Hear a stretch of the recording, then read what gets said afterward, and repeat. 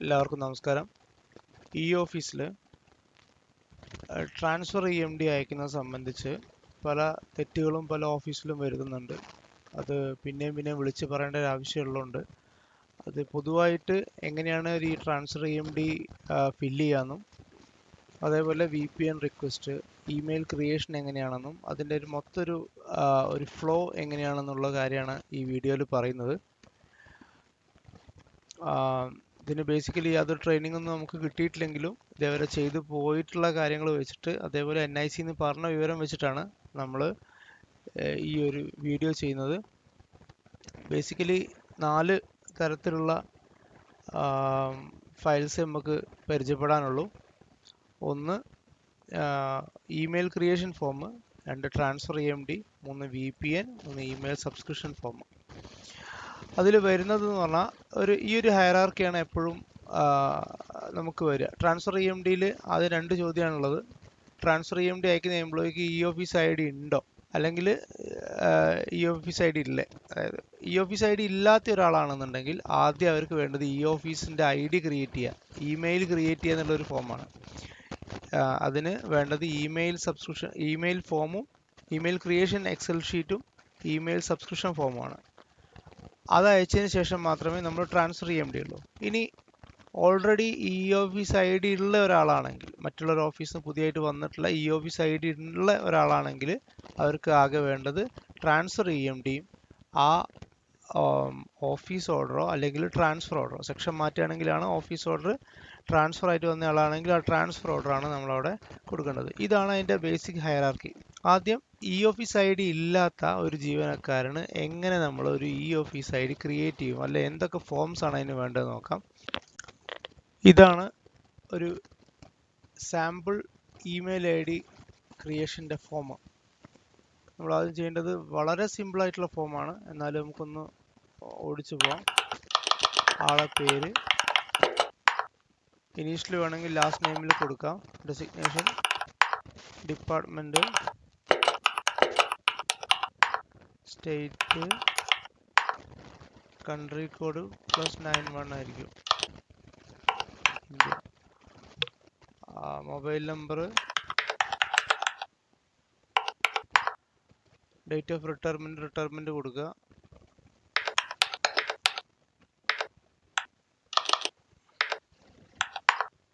Preferred email address കൊടുക്കുന്ന സമയത്താണ് നമ്മൾ ശ്രദ്ധിക്കേണ്ടത്. ഇത് മുന്നത്തെ ഒരു ഫോമാണ്. മാക്സിമം 30 ക്യാരക്ടേഴ്സ് വരെ നമുക്ക് കൊടുക്കാൻ പറ്റും. അതായത് ബേസിക്കലി അതിൻ്റെ ഫോം എന്ന് പറഞ്ഞാൽ ചെറിയ അക്ഷരത്തിൽ ഹരി ഡോട്ട് പെൻ നമ്പർ, എൻ്റെ പെൻ നമ്പറാണ്, ഏതാണോ പെൻ നമ്പർ ആ പെൻ നമ്പർ കൊടുക്കുക, @kerala.gov.in. ഇത് തന്നെയാണ് പ്രിഫേർഡ് ഇമെയിൽ IDയും. അതേ സാധനം തന്നെ നമുക്ക് ഇവിടെ കൊടുക്കാം. അത് നമുക്ക് കോപ്പി പേസ്റ്റ് ചെയ്യാവുന്നതേ ഉള്ളൂ. പിന്നെ ഡേറ്റ് ഓഫ് ബർത്ത്, ഒരു ഡേറ്റ്, നമ്മളെ ഡേറ്റ് ഓഫ് ബർത്ത് എന്താണോ ആ ഡേറ്റ് ഓഫ് ബർത്തും കൊടുത്തു കഴിഞ്ഞാൽ സേവ് ചെയ്യുക. നമ്മളെ ഇമെയിൽ ID ഈ ഫോം സേവ് ചെയ്യുക. അതിൻ്റെ കൂടെ തരേണ്ട ഒരു കാര്യം, ഇമെയിൽ ക്രിയേഷൻ്റെ കൂടെ തരേണ്ട കാര്യമാണ് ഇമെയിൽ സബ്സ്ക്രിപ്ഷൻ ഫോം. ഈ ഒരു ഫോം ഇതും ഡിസ്ക്രിപ്ഷനിൽ കൊടുക്കാം. ഇതിൻ്റെ സിമ്പിളാണ്. Name, designation, department, address, details fill ചെയ്യുക. ആരുടെ പേരിലാണോ ഇമെയിൽ ID എടുക്കുന്നത് അതിവിടെ ചെയ്യുക. പിന്നെ ഇവിടെ അവിടുത്തെ HOD സൈൻ ചെയ്താൽ മതി. സൈൻ ചെയ്തിട്ട് ഈ ഒരു ഈ ഒരു ഫോം മൊത്തമായിട്ട് നമുക്ക് എന്ത് ചെയ്യാം, സ്കാൻ ചെയ്ത് സീല് വെച്ചിട്ട് നമുക്ക് അയച്ചു തരാം. ഇത് രണ്ടും ക്ലിയർ ആയെന്ന് വിചാരിക്കുന്നു. ഇനി അടുത്തതാണ് ഏറ്റവും ഇമ്പോർട്ടൻ്റ് ആയിട്ട് ഏറ്റവും കൂടുതൽ തെറ്റുകൾ വരുത്തുന്ന ഒരു സെഷനിലേക്കാണ് പോകുന്നത്. ട്രാൻസ്ഫർ EMD വളരെ കൃത്യമായിട്ട് ചെയ്യേണ്ട കാര്യമാണ്. ആദ്യം തന്നെ ഈ ഒരു ഓറഞ്ച് കോളത്തിൽ കാണുന്ന ഈ ഒരു ഓപ്ഷൻ ഒരു സെഷനാണ് റിലീവ്ഡ് ആയിട്ടുള്ള ആൾക്കാരുടെ ഡീറ്റെയിൽസ്. അപ്പം 1 മുതൽ 6 വരെയുള്ള ഈ ഓറഞ്ച് കോളത്തിലുള്ള കാണുന്നതാണ് റിലീവ്ഡ് എംപ്ലോയീസിൻ്റെ ഡീറ്റെയിൽസ്. ഇപ്പോൾ സപ്പോസ് എൻ്റെ സെക്ഷൻ വേറൊരാൾക്ക് കൊടുക്കുന്നത് എങ്ങനെയാണെന്നുള്ളത് കാണിച്ചു തരാം. നെയിമിൽ ഓൾറെഡി അണ്ടർസ്റ്റുഡ് ആണ്. അത് ഈ ഓഫീസിൽ തന്നെ ID ഉള്ളതാണെങ്കിൽ അതേ പേര് തന്നെ കൊടുക്കാൻ ശ്രമിക്കുക. ഡോട്ടൊന്നും മാറാതെ കൊടുക്കാൻ ശ്രമിക്കുക. എൻ്റെ പേര് ഹരിശങ്കർ NB എന്നാണ് ഈ ഓഫീസിലുള്ളത്. അത് അതേപോലെ തന്നെ കൊടുത്തു. എംപ്ലോയി കോഡ് എന്ന് പറയുമ്പോൾ നമ്മളെ പെൻ നമ്പർ ആണ് ഉദ്ദേശിക്കുന്നത്. അത് കൊടുത്തു. പിന്നുള്ളത് വളരെ ശ്രദ്ധിക്കേണ്ട കാര്യം എന്ന് പറഞ്ഞാൽ മാർക്കിംഗ് അബ്രിവേഷൻ അല്ലെങ്കിൽ പോസ്റ്റ് എന്ന് പറഞ്ഞിട്ടുള്ള കാണുന്ന സ്ഥലത്ത് നിങ്ങൾ ചെയ്യേണ്ടത് ഇപ്പം എന്താണ് ഇ ഓഫീസുള്ള സെക്ഷൻ്റെ പേരാണ് കൊടുക്കേണ്ടത്. എൻ്റെ സെക്ഷൻ C1 ആണ്. അപ്പം ഞാൻ എന്ത് ചെയ്യുക, C1 സ്പേസ് ഓഫീസിൻ്റെ പേര്, C1 സ്പേസ് ഓഫീസിൻ്റെ പേര്, ഞങ്ങളുടെ ഓഫീസിൻ്റെ പേര് DDE സ്പേസ് KKD എന്നാണ്. ഇതൊരു പക്ഷേ പലർക്കും എന്തുണ്ടാവില്ല, ഈ സെക്ഷൻ്റെ ഇപ്പം A സെക്ഷൻ മാത്രമാണെന്നെങ്കിൽ നിങ്ങൾ ചെയ്യേണ്ടത്, ഇപ്പം സപ്പോസ് ഒരു ഓഫീസിൽ ഇപ്പം തൊടനൂർ AE ഓഫീസിൽ A സെക്ഷൻ മാത്രമേ ഉള്ളൂ. അങ്ങനെയാണെങ്കിൽ A സെക്ഷനിലാണ് ഞാൻ വർക്ക് ചെയ്യുന്നുണ്ടെങ്കിൽ A സ്പേസ് AEO TDR ഈ അബ്രിവേഷൻ മാത്രമേ കൊടുക്കേണ്ടുള്ളൂ. അല്ലാതെ ഒരിക്കലും അവിടെ ഓഫീസിൻ്റെ പേര് ഫുള്ളായിട്ട് എഴുതി കഴിഞ്ഞാൽ നിങ്ങൾ ഈ പറയുന്ന സെക്ഷൻ മറ്റേ ആൾക്ക് പോവില്ല. അത് വളരെ ശ്രദ്ധിക്കുക. ഈ കോളം നമ്പർ 4 കൊടുക്കുന്ന സെക്ഷൻ എന്ന് പറയുന്നത് ഏത് സെക്ഷനാണോ നിങ്ങൾ ഏത് സെക്ഷനിലെ ഫയലാണോ നിങ്ങൾക്ക് മറ്റുള്ള ഒരാളെ പേരിലേക്ക് ട്രാൻസ്ഫർ ചെയ്യേണ്ടത്, ഈ ഓഫീസിലെ എക്സാക്റ്റ് സെക്ഷൻ്റെ പേര് അവിടെ കൊടുക്കണം. ഇപ്പോൾ എൻ്റെ സെക്ഷൻ C1 ആണ്. C1ൽ DDE KKD. അപ്പോൾ എന്തായി, എൻ്റെ ഈ ഓഫീസിൻ്റെ സെക്ഷൻ അവിടെ കിട്ടി. അതാണ് നമ്മൾ ട്രാൻസ്ഫർ ചെയ്യുന്നത്. ഇനി ഏത് ഓർഡറിൻ്റെ പ്രകാരമാണ്, ഒരുപക്ഷെ ഞാൻ ട്രാൻസ്ഫർ ആയിട്ട് പോയതായിരിക്കാം, അല്ലെങ്കിൽ ട്രാൻസ്ഫർ ആയിട്ട് വന്നതായിരിക്കാം. നിലവിൽ ഓഫീസ് ഓർഡർ പ്രകാരമാണെങ്കിൽ ഓഫീസ് ഓർഡർ 1/24.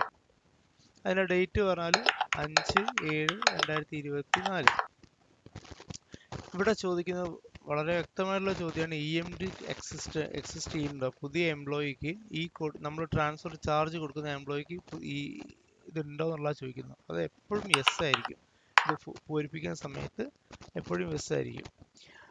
അത് കൊടുത്തു കഴിഞ്ഞിട്ട് നമ്മളിപ്പം ആരെ പേരില്ല, ഷൈജു എന്ന് പറഞ്ഞ ക്ലർക്കിൻ്റെ പേരിലേക്ക് മാറ്റുന്നുണ്ടെങ്കിൽ ഷൈജു MV.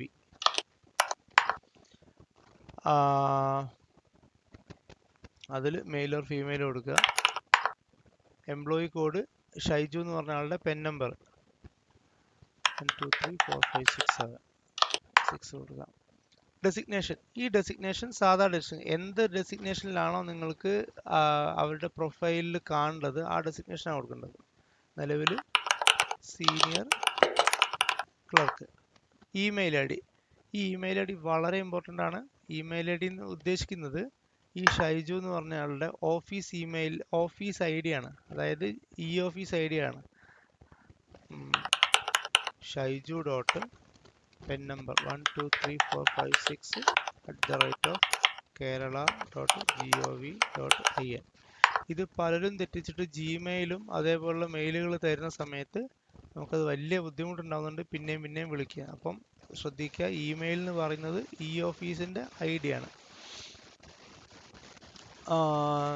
പിന്നുള്ളത് ഓർഗനൈസേഷൻ യൂണിറ്റ് എന്ന് പറഞ്ഞാൽ ഓഫീസിൻ്റെ പേരാണ് കൊടുക്കേണ്ടത്. ഓഫീസിൻ്റെ പേര് ഡെപ്യൂട്ടി ഡയറക്ടർ ഓഫ് എഡ്യൂക്കേഷൻ എന്ന് കൊടുക്കുന്നതിന് പകരം ഈ ഓഫീസിൻ്റെ പേര് DDE KKD ഇത് മാത്രം കൊടുത്താൽ മതി. പിന്നെ ഇത് നേരത്തെ കൊടുത്ത പോലെ തന്നെ ഓഫീസ് ഓർഡറാണ്. അപ്പോൾ വേണം ഇത് നമുക്ക് എന്ത് ചെയ്യാൻ പറ്റും, കോപ്പി പേസ്റ്റ് ചെയ്യാൻ പറ്റും.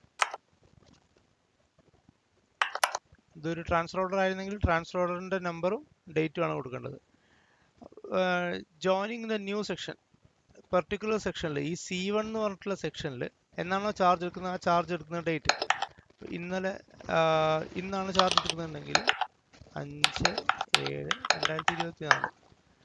അത് കഴിഞ്ഞിട്ട് പിന്നെ ഈ ഡേറ്റ് ഓഫ് ബർത്ത് കാര്യങ്ങൾ ചോദിക്കുന്നത് ഈ ഷൈജു എന്ന് പറഞ്ഞിട്ടുള്ള, അതായത് ഈ വ്യക്തിൻ്റെ ഡീറ്റെയിൽസ് ആണ് ഇവിടെ ചോദിക്കുന്നത്.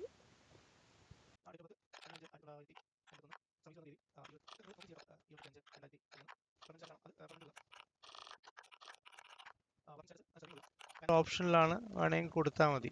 ഇനി നേരത്തെ സെക്ഷൻ്റെ പേര് പറഞ്ഞ പോലെ തന്നെ വളരെ ഈ ട്രാൻസ്ഫറിൽ ഏറ്റവും ഇമ്പോർട്ടൻ്റ് ആയിട്ടുള്ള ട്രാൻസ്ഫർ DMDയിൽ ഏറ്റവും ഇമ്പോർട്ടൻ്റ് ആയിട്ടുള്ള കോളമാണ് ഈ 16, 17, 18 ഈ പച്ച കോളം. ഇത് ഉദ്ദേശിക്കുന്നത് എന്താ വെച്ചിട്ടുണ്ടെങ്കിൽ നമ്മൾ നിലവിലെ സെക്ഷൻ്റെ പേര് C1 ആണ് എടുക്കുന്നത് ഷൈജുവിൻ്റെ പേരിലേക്ക്. അപ്പം എന്ത് ചെയ്യുക, C1 സ്പേസ് DDE KKD. ഇവിടെ നമ്മൾ ഒരിക്കലും പല ആൾക്കാരും ചെയ്ത് കണ്ടൊരു കാര്യമുണ്ട്, ഫുൾ അഡീഷണൽ ചാർജ് എന്നൊക്കെ എഴുതി തരുന്നത്. അതൊരിക്കലും ചെയ്യരുത്. കാരണം ഇതാണ് നമ്മൾ ഹയറാർക്കി തീരുമാനിക്കുന്നത്. അതായത് നമ്മളൊരു ഫയൽ പുട്ടപ്പ് ചെയ്യുന്ന സമയത്ത് എവിടെ വരെ പോകണം എന്നുള്ളതാണ്. ഇപ്പം നിലവിൽ ഞാനൊരു സെക്ഷൻ ക്ലർക്ക് ആയതുകൊണ്ട് എൻ്റെ റിപ്പോർട്ടിംഗ് ഓഫീസർ എൻ്റെ സൂപ്രണ്ട് ആയിരിക്കും. അപ്പോൾ സി സെക്ഷനിലെ സൂപ്രണ്ടിനാണ് ഈ ഫയൽ പോവുക. അത് റിപ്പോർട്ടിംഗ് ഓഫീസർ എന്ന് പറയുമ്പം സൂപ്രണ്ട് ആയിരിക്കും. SUPDT space C space DDEKKD. ഉദ്ദേശിക്കുന്നത് C1 സെക്ഷൻ്റെ എൻ്റെ തൊട്ട് മുകളിലുള്ള ഹയർ ഓഫീസർ എന്ന് പറഞ്ഞാൽ എൻ്റെ സൂപ്രണ്ടാണ്. എൻ്റെ സൂപ്രണ്ടിൻ്റെ മുകളിൽ A ഉണ്ടാവും, എൻ്റെ മുകളിൽ DD ഉണ്ടാവും. ഒരു AE ഓഫീസ് പെർസ്പെക്റ്റീവിൽ പറയുകയാണെങ്കിൽ മുക്കം AE ഓഫീസ് എക്സാമ്പിൾ ഇപ്പോൾ ഈ സെക്ഷൻ ട്രാൻസ്ഫറിന് A സെക്ഷൻ ആണ്. A space DD AEO space MKM. അതിൻ്റെ തൊട്ടടുത്തുള്ള ആൾ സൂപ്രണ്ട് ആയിരിക്കും. അപ്പോൾ SUPDT സ്പേസ് AEO MKM. ഇതൊരു സീനിയർ സൂപ്രണ്ട് ആണെങ്കിൽ, സീനിയർ സൂപ്രണ്ടിൻ്റെ സെക്ഷനാണ് നമ്മൾ മാറ്റുന്നുണ്ടെങ്കിൽ അതിൻ്റെ ഇത് മാറും. അപ്പോൾ SUPDT ഇപ്പോൾ സൂപ്രണ്ടിൻ്റെ ട്രാൻസ്ഫർ നടക്കുന്നുണ്ടെങ്കിൽ സ്പേസ് AEO MKM. അവിടെ റിപ്പോർട്ടിംഗ് ഓഫീസർ മാറി AEO ആവും. AEO space AEO MKM. മനസ്സിലാക്കേണ്ടത് ഫസ്റ്റത്തെ പോർഷൻ നമ്മൾ സെക്ഷനും രണ്ടാമത്തെ പോർഷൻ നമ്മൾ ഓഫീസും. സൂപ്രണ്ട് ആണെങ്കിൽ AEOയും. ഇനിയിപ്പോൾ AEOൻ്റെ ട്രാൻസ്ഫർ ആണ് നടക്കുന്നുണ്ടെങ്കിൽ AEO MKMന് റിപ്പോർട്ടിംഗ് ഓഫീസർ നമ്മൾ വെക്കേണ്ടതില്ല എന്നുള്ളതാണ്. അവർ ബ്ലാങ്ക് ആക്കിയിടാം, കാരണം അവരാണ് കൺട്രോളിംഗ് ഓഫീസർ. ഇത് നമ്മൾ കൊടുത്തിട്ടില്ല എന്നുണ്ടെങ്കിൽ സംഭവിക്കുക എന്താണെന്ന് വെച്ചിട്ടുണ്ടെങ്കിൽ C1 നമുക്ക് നേരിട്ട് സൂപ്രണ്ടിന് ഒരു കത്തയക്കാൻ പറ്റാത്ത, പേര് സെലക്ട് ചെയ്യാൻ പറ്റും പക്ഷെ പേര് അവിടെ ലിസ്റ്റ് ചെയ്യാത്ത ഒരു പ്രശ്നം വരും. പിന്നീട് സൂപ്രണ്ട് അത് കൊടുക്കുന്ന സമയത്തും ഭാവിയിൽ ഫയല് അപ്രൂവ് ചെയ്യാൻ പറ്റാത്ത, സൈൻ ചെയ്യാൻ പറ്റാത്ത പല പ്രശ്നങ്ങളും ഉണ്ടാവും. ഒരുപക്ഷെ ഫയൽ നിങ്ങൾക്ക് അയക്കാൻ പറ്റും, ഒപ്പിടാൻ പറ്റാത്ത അവസ്ഥ വരും റിപ്പോർട്ടിംഗ് ഓഫീസർ ചെയ്തിട്ടില്ലെങ്കിൽ. അടുത്ത കോളം CRO ആണോ സെക്ഷൻ ആണോ അല്ലെങ്കിൽ ഓഫീസർ ആണോ എന്നുള്ളതാണ്. പല ആൾക്കാരും സെക്ഷൻ എന്നുള്ളതായിട്ട് നമ്മളൊരു സെക്ഷൻ ആണല്ലോ, അപ്പം സെക്ഷൻ എന്നുള്ള നിലയ്ക്ക് സെക്ഷൻ എഴുതി തരാറുണ്ട്. ഒരിക്കലും ചെയ്യരുത്. നമുക്കൊരു പവറും ഇല്ല, ക്ലർക്ക് എന്നുള്ള നിലയ്ക്ക് നമുക്കൊരു പവറും ഇല്ല. ഇത് നമ്മൾ സൂപ്രണ്ട് ആണെങ്കിൽ നമുക്ക് ഒരു സെക്ഷൻ ചാർജ് ഉള്ളതുകൊണ്ട് അവിടെ നമുക്ക് സെക്ഷൻ എന്ന് കൊടുക്കാം. അല്ലെങ്കിൽ AEOൻ്റെ ട്രാൻസ്ഫർ ആണെങ്കിൽ അവർ ഓഫീസർ ആയതുകൊണ്ട് അവർക്ക് ഓഫീസറിന് കൊടുക്കാം. നിലവിൽ സെക്ഷൻ ചാർജ് കൊടുക്കുന്നത് NMOക്ക് സീനിയർ സൂപ്രണ്ടിന്, ജൂനിയർ സൂപ്രണ്ടിന് നമ്മൾ കൊടുക്കാറുണ്ട്. അതാണ് വരിക. നിങ്ങളുടെ കേസിൽ AEO DOൻ്റെ കേസിൽ ആകെ ഓഫീസർ ചാർജ് വരുന്നത് DOക്കും AEOക്കും മാത്രമേ ഉള്ളൂ. ഒരു കോളം ഉണ്ട്, കോളം നമ്പർ 29, അല്ലെ AJ എന്ന് പറഞ്ഞ കോളത്തിൽ നമ്മളെ മൊബൈൽ നമ്പർ നമ്മൾ ടൈപ്പ് ചെയ്ത് കൊടുക്കണം. 10 അക്ക മൊബൈൽ നമ്പർ ആണെന്ന് ഉറപ്പ് വരുത്തുക. ഈ മൊബൈൽ നമ്പറിലേക്കാണ് നിങ്ങൾ പാസ്വേഡ് റിസെറ്റ് ചെയ്യുന്ന സമയത്ത് നിങ്ങളുടെ OTPയും അതേപോലെ കാര്യങ്ങളൊക്കെ വരിക. ഇതാണ് നമ്മളൊരു EMDയിൽ ചെയ്യേണ്ട ഒരു കാര്യം. ഇത് സേവ് ചെയ്യുന്ന സമയത്തും ആ പേരിൽ സേവ് ചെയ്യുക. അപ്പം transfer EMD Hari space Shaiju DDEKKD അങ്ങനെ കൊടുത്തു കഴിഞ്ഞാൽ ഫയൽ ഡൗൺലോഡ് ചെയ്യുന്ന സമയത്ത് എനിക്ക് വളരെ കൃത്യമായിട്ട് ഏത് ഓഫീസിലാണ് ആരിലേക്കാണെന്ന് മനസ്സിലാവും. അതിൻ്റെ കൂടെ തന്നെ വരുന്ന ഇതിൻ്റെ കൂടെ നമ്മൾ എന്ത് ചെയ്യണം, ഒരു ഓഫീസ് ഓർഡറോ അല്ലെങ്കിൽ നമ്മൾ അവിടെ കൊടുത്തിട്ടുള്ള ഓർഡറും നമ്മൾ അറ്റാച്ച് ചെയ്യണം. പിന്നെ വരുന്നൊരു കാര്യമാണ് VPN. വളരെ സിമ്പിളായിട്ടുള്ളൊരു ഫോമാണ്, പ്രത്യേകിച്ച് പറയേണ്ട ഒരു കാര്യമില്ല. നിങ്ങൾക്ക് കൺഫ്യൂഷൻ വരെ ഫിസിക്കൽ ലൊക്കേഷനാണ്. അത് നിങ്ങൾ ഓഫീസിൻ്റെ ലൊക്കേഷൻ കൊടുത്താൽ മതി. Serial number, name, designation, department, login I D പറയുമ്പോൾ ഇപ്പം നേരത്തെ പറഞ്ഞ hari.penNumber. അതാണ് ഇവിടെ വരിക. ഇമെയിൽ ഐ ഡിയും സെയിം തന്നെ കൊടുത്താൽ മതി. മൊബൈൽ നമ്പർ നിങ്ങളുടെ മൊബൈൽ നമ്പർ കൊടുക്കുക. ഫിസിക്കൽ ലൊക്കേഷൻ നിങ്ങളുടെ ഓഫീസിൻ്റെ ലൊക്കേഷൻ കൊടുത്തിട്ട് ഒരു ഓഫീസിലുള്ള VPN ആവശ്യമുള്ള അല്ലെങ്കിൽ എക്കോപ്സ് ഓർ ഫോർട്ടിനെറ്റ് ഉപയോഗിക്കുന്ന വീട്ടിൽ നിന്നൊക്കെ ചെയ്യാൻ വേണ്ടിയിട്ട് ആവശ്യമുള്ള ആൾക്കാരുടെ ഡീറ്റെയിൽസ് തന്നിട്ട് ഫയൽ അയക്കുക. ഇതിൻ്റെ കൂടെ സപ്പോർട്ടിംഗ് ആയിട്ട് ഒന്നും വേണ്ടതില്ല എന്നുള്ളതാണ്. ഇത്രയാണ് നമ്മളത് ചെയ്യേണ്ടത്. ഇനി എന്തെങ്കിലും സംശയങ്ങൾ ഉണ്ടെന്നുണ്ടെങ്കിൽ പറയാൻ സംശയം ഉണ്ടാവേണ്ടതില്ല. കാരണം ഓൾറെഡി നമ്മൾ ഒരുവിധം കാര്യങ്ങളൊക്കെ നമ്മൾ ഇതിനകത്ത് കവർ ചെയ്തിട്ടുണ്ട്. അപ്പം അത് ചെക്ക് ചെയ്യുക. ഇതിൻ്റെ എല്ലാ ഫോമും ഈ സാമ്പിൾ ഷീറ്റ്സൊക്കെ ഈ വീഡിയോൻ്റെ താഴെ ഞാൻ ഡിസ്ക്രിപ്ഷനിൽ കൊടുക്കാം. മറ്റൊരു കാര്യം പറയാൻ വിട്ടുപോയത്, നിങ്ങളിപ്പോൾ ഒരു ഓഫീസിൽ നിന്ന് EMD അയക്കുന്ന സമയത്ത്, ഇപ്പം ഒരു ക്ലർക്കുമാർ ട്രാൻസ്ഫർ ഒക്കെ വരുന്ന സമയത്ത് 2-3 ആൾക്കാർ മാറിയിട്ടുണ്ടെങ്കിൽ എല്ലാവരും ഒരൊറ്റ EMDയിൽ അയക്കാൻ പറ്റും. 5 ആൾക്കാരെ വരെ ഒരൊറ്റ EMDയിൽ സ്റ്റാക്ക് ചെയ്തിട്ട് സീരിയൽ നമ്പർ 1 2 3 4 5 എന്ന് പറഞ്ഞിട്ട് നിങ്ങൾക്ക് സ്റ്റാക്ക് ചെയ്ത് അയക്കാൻ പറ്റും. അതായത് ഓരോരുത്തരത് ഓരോരോ ഓർഡർ ആക്കിയിട്ട് അയക്കേണ്ടതില്ല എന്നുള്ളതാണ്. അതൊരു കാര്യം പറയാൻ വിട്ടുപോയി, അതുകൂടി ഒന്ന് ശ്രദ്ധിക്കുക കേട്ടോ.